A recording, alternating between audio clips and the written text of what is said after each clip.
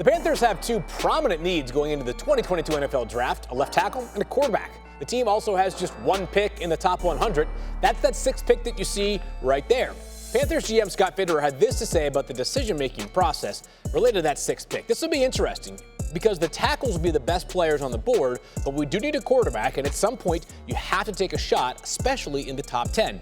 You hate to force it, but when you force it, you could make a mistake. It's a unique quarterback class because there's not a clear number one, number two, number three. Like, who's the proven starter who can come in and play for you?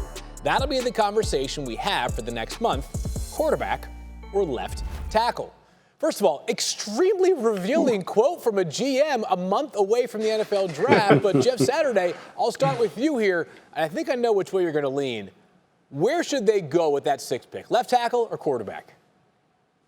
Listen, this is a tough one for me. I'm with them. Like, this is one of the most difficult decisions. If you're sitting in that chair, you're thinking, man, you don't want to miss on a QB. We hear how we butcher GMs for missing or picking one quarterback above another. No one has a clear one in this. You think about if Neal is still there, do you take him and he'll be a 10-year guy at tackle? He can play left and come in there and solidify that. Could you go Jimmy G, bring a guy like that in and be better than any of the quarterbacks you're going to pick? There's just so many different directions that you could go. But he's exactly right. This is one of the toughest decisions because there's not a guy that everybody else goes, man, this is a win-win, right? You can't miss on this guy. That's got to be concerning sitting at that sixth spot. You know, if I'm going to have to go, if I had to pick and be forced to pick, I'm going O-line. I just feel like that would pay dividends. But, man, if you feel conviction about one, go get him. I wouldn't blame you. Yeah, you know what's interesting about this is is there really a can't-miss prospect when we're talking about quarterbacks? Is there really – I mean, let's just look at it last year. I mean, when Zach Wilson had his pro day last year and he rolled left and threw back across his body right, and they were running it back and forth on highlight shows over and over and over again, it was like – hey, he's the second coming of who knows what as far as quarterbacks are concerned. You can't miss with Zach Wilson. You just can't miss. Did you see that throw? Now that Malik Willis has done the same thing, it's like, oh, my God. He threw the ball 60 yards in the air. You got to move up and take him. And you know what's funny? All during this season, Kenny Pickett's going to the Heisman Trophy ceremony. He's breaking all of Dan Marino's career passing records. He's running the football. He's throwing the ball outside the pocket. He's protecting the football. He's throwing it for 42 freaking touchdowns. And all of a sudden now it's, but he has 8.5-inch hands. He's going to fumble the ball every time it rains. We can't pick him. He's just a game manager. It's like, what the hell is going on here?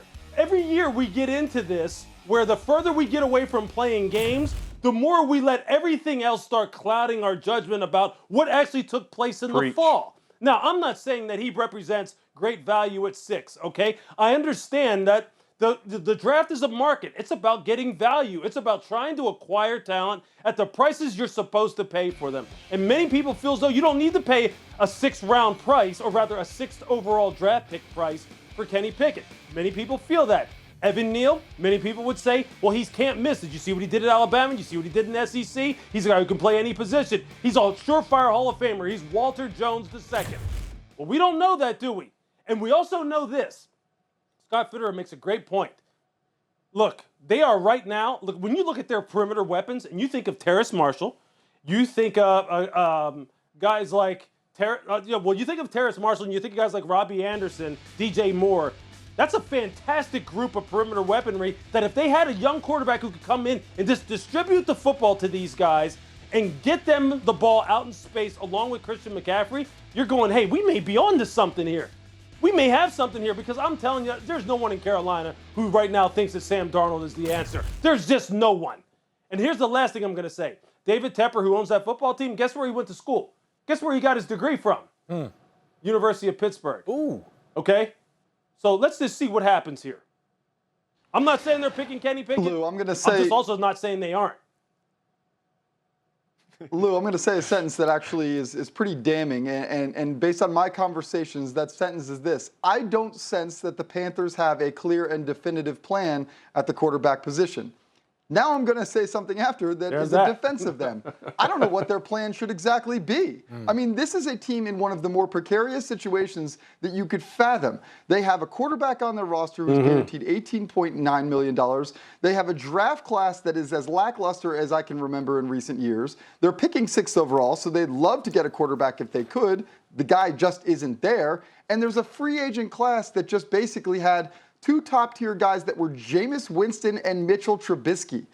Other than that, there's a reason why you see the Saints re-signing Jameis Winston. There's a reason why you see the Browns giving up as much as they did in guaranteed money for Deshaun Watson. This year has been an abysmal quarterback market, both in free agency and the draft. And when you have a quarterback that is guaranteed $18.9 million in your current roster, there isn't much you can do, especially when the draft class isn't great. Yep. I don't know what their plan should be. I know they should have a plan. I just think that this is a catch-22 for the Carolina Panthers. Thanks for watching ESPN on YouTube. For live streaming sports and premium content, subscribe to ESPN+.